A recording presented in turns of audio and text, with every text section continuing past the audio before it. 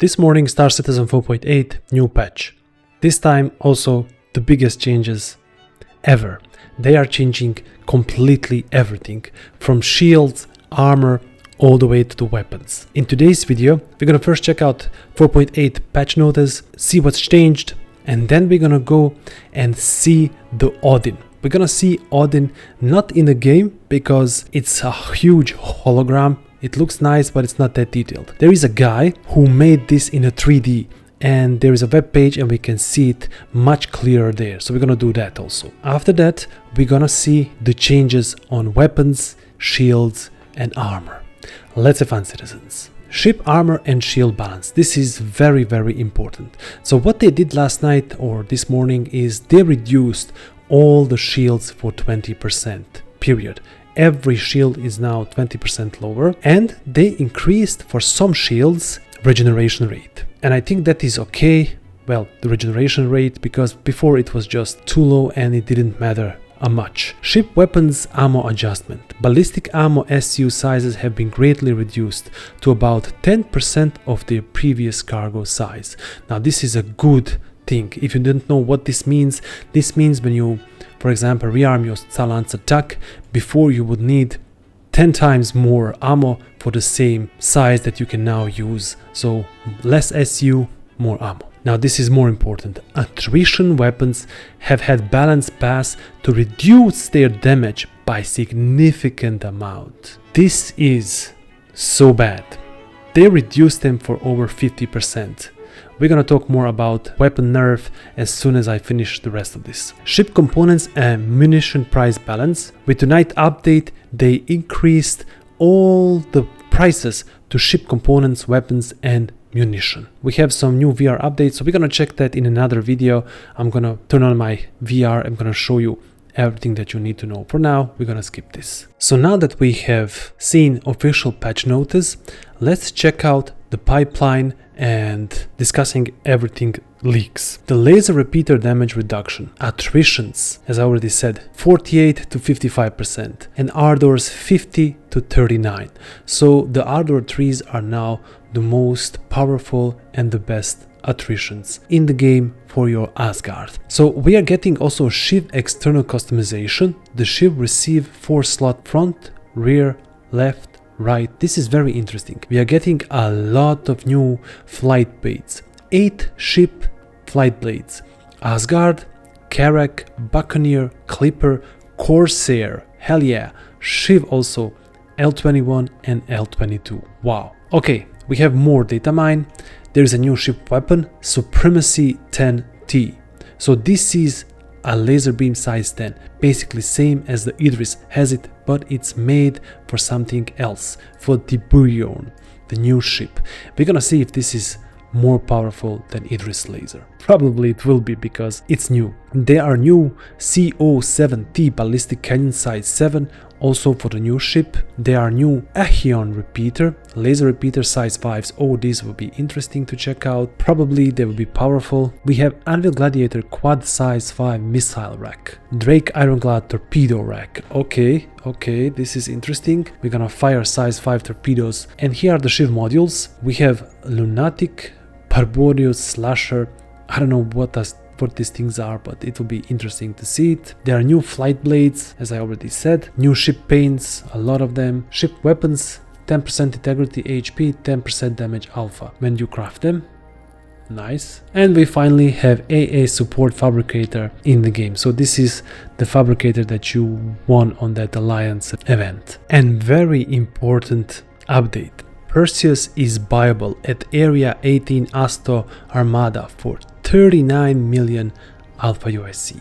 So finally we will have Perseus in the game. This citizen, Zika, has made this amazing 3D structure of this new ship. So this 3D model is very spectacular. Look at this. You can see practically everything. If you have a VR, you can use VR to check it out. So just go to your monitor. I'm gonna link this webpage underneath my video so you can check it for yourself. And this thing is absolutely gorgeous. Look at these weapons. On this yesterday image, I didn't like this ship so much, but now it's much different. But still, I do not agree with the CIG allowing only certain players to have this ship, because now every orc who has this ship will be totally in advantage against everyone. Because look at these turrets, look at the size of this thing, look at the turrets down there and below. So they just have to have enough players to slave all the turrets, and then this ship will devastate everything. And I mean everything. At the front we can see here torpedoes. This thing will be powerhouse. And these, wow, these guns, oh my god. I think these are everything ballistic, but I'm not sure. We're gonna check it out. I don't like this here part, and especially it's funny with these turrets here hanging above, but these here are amazing. Yeah, this ship is over 700 meters. Guys, this ship is big as Star Trek Enterprise D. Let that sink a little bit. That huge.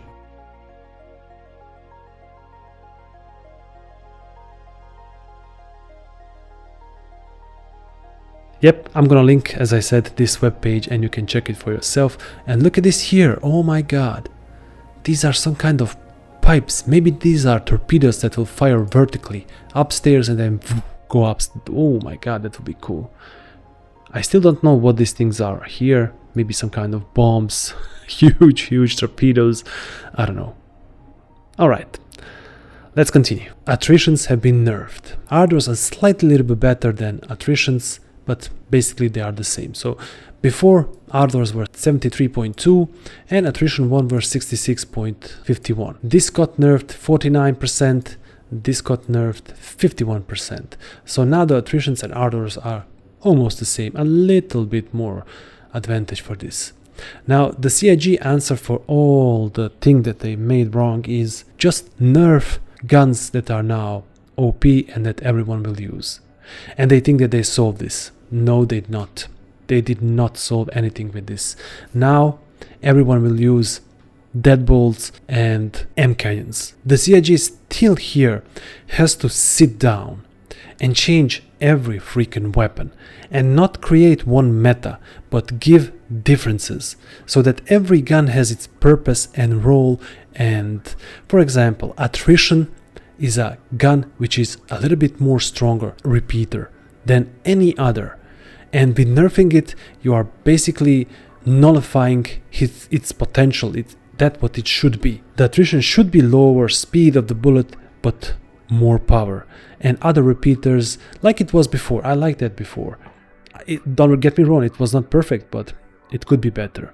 So everything until Attrition 5 is nerfed around 50 to 55%. That's it. Now the shields, as I said, every shield is now down to 20%, but look at the regeneration rate. 60% up for all the shields. So we're not gonna look at that even more.